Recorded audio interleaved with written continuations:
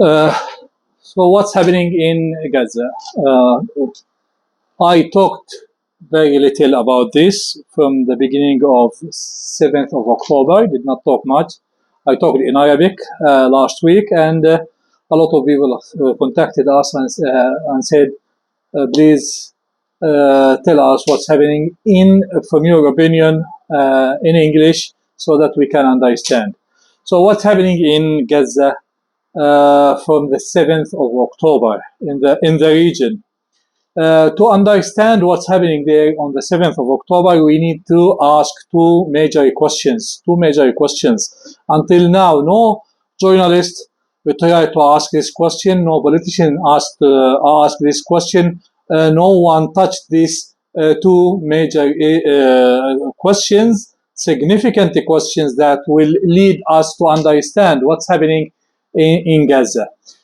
So these questions are, uh, how could the Palestinian fighters so easily breached the the border fence with with Israel and went inside for a couple of hours, and they attacked different uh, different areas, different military bases, police stations, kibbutz, and others, and grabbed hundreds of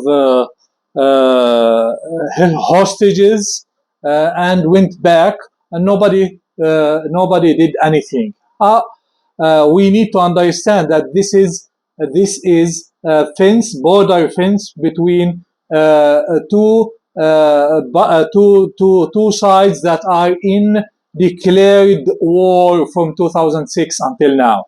And there were major wars that broke between these two sides in 2008, 2012, 2014, 2019. So this is sensitive area, and it is very fortified. It is Israel had put every possible devices, all measures that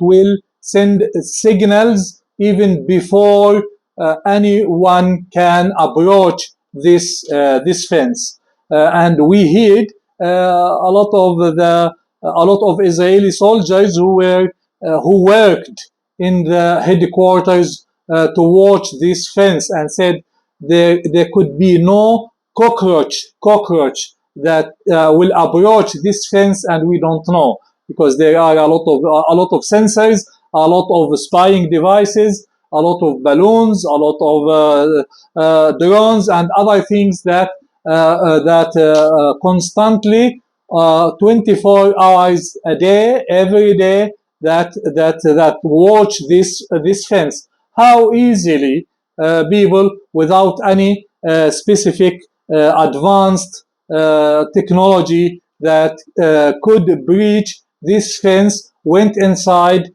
did what they did, and came back, and nobody noticed for hours. Nobody stopped them. This is the first question. We need to answer this question, because this would lead us to understand if this is a real operation, or it is a conspiracy, or there was a trap, and who put the trap for who, and who tried to, and for which agenda. Now we have a lot of understanding who trapped who, and what are the agendas. But let us talk about the other question is, why now? Why now? We are amid of big international crisis, financial crisis, political crisis, and we know that U.S. Administration and the NATO and its allies, mainly the deep state and the deep state, and its tools, its allies, its puppets, who are in deep trouble because they failed. They failed in Ukraine. They failed in Sudan. They failed in Mali. They failed in Nigeria, and they wanted to create a major military crisis and major violence to lead up to a non-nuclear third world war. And why the Palestinian factions now, during this time, very sensitive time, where the deep state and the NATO are very desperate to achieve what they failed to achieve in the last 4 years to reach the New World Order plan. And then we need to ask a question also: how easy, how quick the Israeli government was passed a legislation within hours, which means that it was prepared. The legislation was prepared. The legislation to distribute arms to settlers, and tens of thousands of weapons were distributed instantly. So everything directed to conclude that it was a staged procedure to achieve agenda. What is the agenda? The agenda is uh, to allow. This is how it organized, to allow Palestinian factions and lead Palestinian factions to breach Israeli borders, go inside and take some hostages. Then the Israeli army, the Israeli Mossad, the Israeli Shabak, Shin Bet, and all the security agencies allowed the Palestinian factions to go inside, not only 1 kilometer, 2 kilometers, 5 kilometers, 10 kilometers inside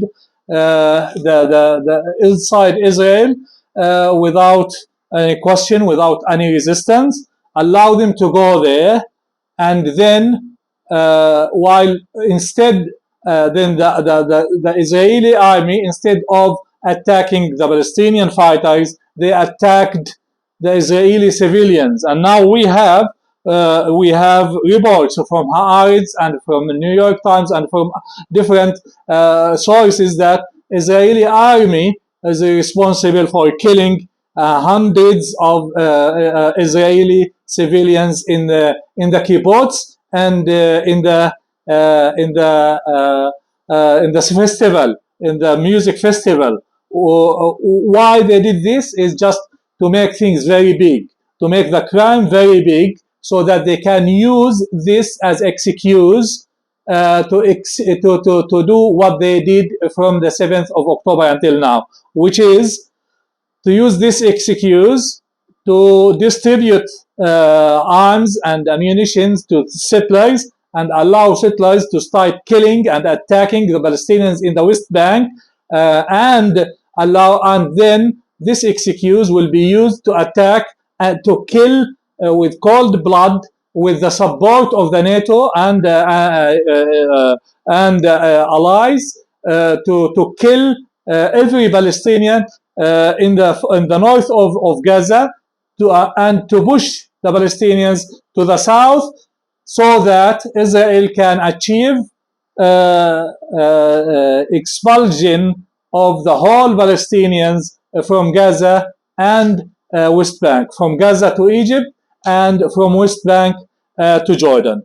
How this and then this will create tension with the neighboring countries. The neighboring countries will cancel the peace accords. There could be tension between Palestinians and Jordanians, between Palestinians and Egyptians, between Egyptians and other countries, and there could be a major war in the Middle East that could be used to destabilize the allies of Russia, including Egypt, Saudi Arabia, United Arab Emirates, and others, so that when destabilizing these allies, Russia could lose vital allies, and this could hinder the military action in Ukraine, and could lead Russia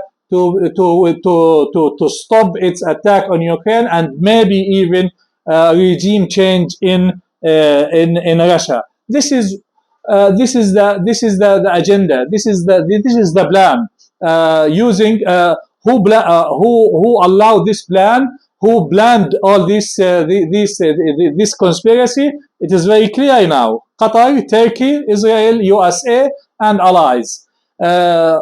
Giving some green line and ideas to the Hamas and other Palestinian factions that listen to these countries. Okay, go inside Israel and take some hostages. Then you can swap prisoners, and you could be very famous in Palestine, in the Middle East.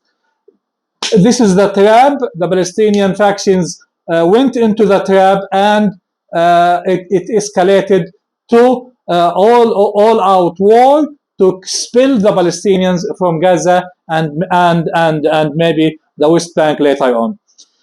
Who stopped this plan? It is very clear. The Russians, the President Putin, on the same day, on the 7th of October, the Russian leadership talked to the Egyptian leadership, Jordanian leadership, and Saudi leadership, and asked them to come to Moscow. In Moscow, they were given the whole plan and the expect impact of this. And then the Egyptian and Jordanians, by the way, Jordan was supposed to disappear, as according to the plan which was drawn by Sharon in 1982, that Jordan should disappear. And Benjamin Netanyahu was quoted a few years ago, said that King Abdullah of Jordan is the last king in Jordan, because the plan was to destroy Jordan and divide Jordan between Jordanians and Palestinians, and create the alternative Palestine. Here in Palestine, we can kick out another 4 million Palestinians from between the mid to the north of Jordan. This is Palestine. Call it Palestine, and that's it. This is your Palestine. We don't care. And this is Israel. And now we can live in peace as neighbors. Yeah, Palestine in the south, Jordan, and in the west is Israel.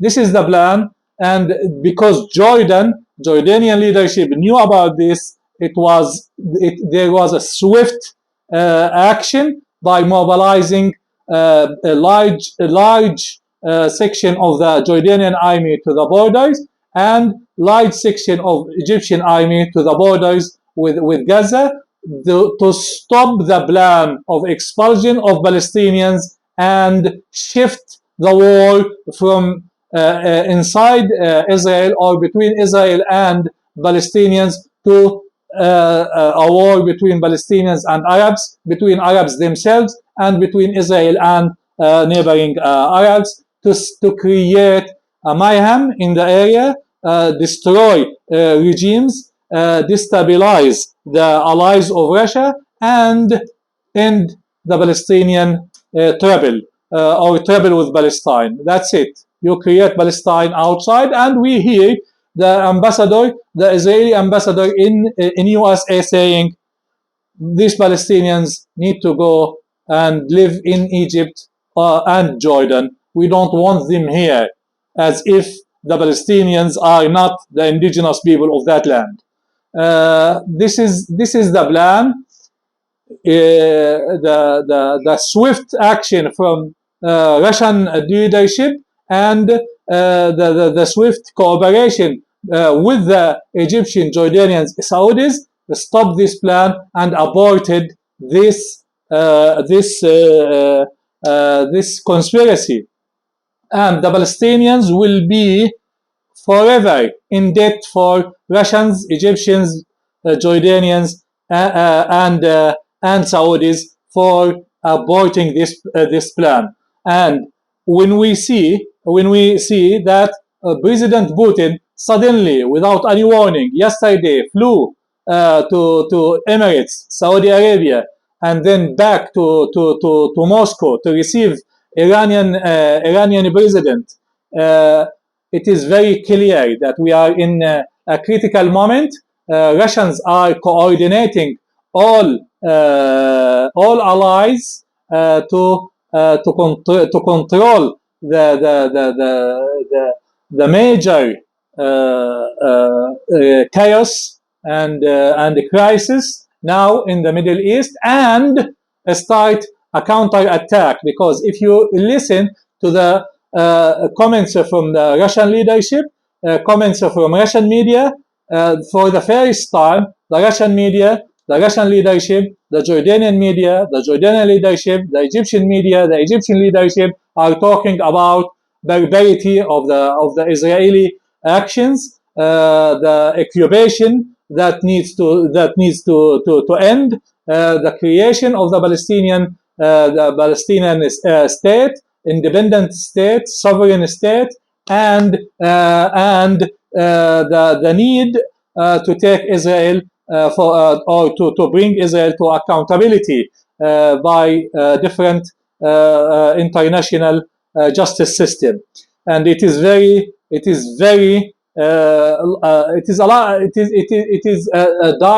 dark humor that President Putin was indicted by the International Court of Justice, while the Israeli leadership or the American leadership was not indicted for crimes against humanity, when in fact all international organizations said that Russian military action in 2 years was less deadly on civilians than less than 2 months of Israeli action against the Palestinians, where a large number of civilians, kids, women, lost their lives, and there is no action from the international justice system, from the United Nations, from International Justice Court of Justice, and others to talk about these crimes against humanity. What's happening is we trust that Russian leadership is very capable to defuse a crisis after a crisis for the last 2 years, crisis after a crisis in Ukraine, a crisis in Sudan, a crisis in Mali, in Niger, in different areas, and avoid direct confrontation, direct major armed conflict that remind us of the First and Second World Wars, and this is what the deep state wants to take us to. They can't achieve a new world order unless they destroy the opponents of this new world order, including Russia, President Trump, and allies, because Saudi Arabia, Emirates, and others, they are more allies of Trump than allies of Putin, but now they all combine their efforts to avoid a major catastrophe in the area. What I just want to give two comments about. First, some people say you are talking about Biden as Zionist, as bloodthirsty, and others, and Zionist. Trump is the same. No, it is not the same. During the Trump time, there was no single war, and Trump did not agree to the New World Order. And this new world order that will take us to famine, poverty, wide destruction of global economy, wars everywhere, and depopulation. It is not the agenda of President Trump. During Trump time, he diffused many international conflicts that he inherited from the predecessors, and uh, and he was proud, saying that during my time there was no war, there is no war, and if I was still a president, there will be no Ukraine war, there will be no Sudan war, there will be no attempted coup in Mali, in Niger, in other areas. This is fair. Second, some media, especially the Qatari and some Turkish, Qatari, and other Islamist media, they are attacking Egypt and Jordan and saying, where is the Egyptian army? Why they don't intervene? Why they don't fight against Israel? Without Egyptian and Jordanian intervention to stop the expulsion of the Palestinians, the conflict could be even more deadly, and the consequences would be dire on Palestinian people, to the point that you can forget Palestine, or any future talk about Palestinian state. And we should always remember that a war is not something that could be planned easily and within overnight. So few fighters, Palestinian fighters, by encouragement of Qatar, Turkey, and others, okay, let us go and fight against Israel, to steer major conflict, and then we sit back and say, Egyptian, come and fight against this Israeli. The war is not easy. Let us remember that the war of 1973, it took Egypt and Syria to prepare from 1967 until 1973 to go to the war with Israel. So the war is not easy, especially if you go to fight against a nuclear country with nuclear capabilities like Israel, a country that has support from NATO and from influential allies, USA, Britain, and all these big countries that already sent a lot of jet fighters, a lot of ships, and other capabilities to defend Israel and fight with Israel against any possible enemies. So any attack on Egypt or Jordan is baseless, and it goes even to the opposite. You are unthankful to the people that saved the Palestinian rights. Because if there was a wide expulsion of the Palestinians from Gaza and West Bank, you can kiss goodbye any Palestinian dream of a homeland. Because if all the Palestinian people outside Palestine, you can always talk about, we want to go back, and there will be no future for such hope of a homeland. So for the people who say, why Egyptian does not open the border and allow every aid, Egypt cannot open the border for every aid, because, as I said, any truck that goes without our permission, we will destroy it. And Egypt, at some time, they allowed some trucks to go inside Gaza. Israel destroyed it. It was water.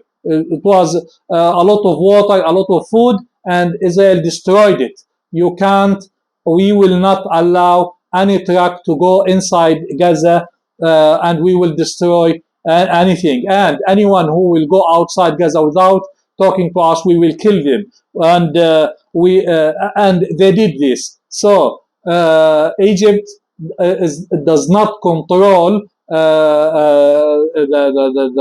Rafah border by itself. Otherwise, the border is open 24 hours. But if they allow the aid and then Israel destroy the aid, it is a waste. It is a waste at all levels.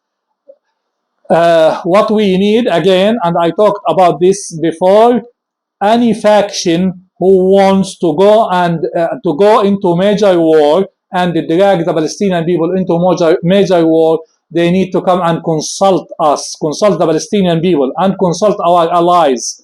We can't go to a major war by unilateral action from this faction or that faction. And the last comment for me, that forever we need to remember that Qatar and Turkey had played dirty role in this crisis and in attempt to expel the whole Palestinian population from Gaza and West Bank. Again, I am optimistic now that the plan was aborted and everyone started to talk about the crimes that Israeli had committed, and soon there will be a stop in the war and hostilities, and there could be a major breakthrough in the efforts to end the hostilities for a long time to come, including, and this is maybe the plan B for the conspirators who planned this conspiracy, is if plan A will not achieve much or achieve its definite goal, we can go to the plan B, which is a peace accord with Hamas and Palestinian factions, which will be based on peace or truce for a long time without recognizing each other. Israel will not recognize Hamas, Islamic Jihad, and others, and the same Hamas and Islamic Jihad will not recognize Israel, but there will be a truce, and Hamas agreed to this before, and during the negotiation between Hamas and Israel, which started in 2018 through Qatar and Turkey.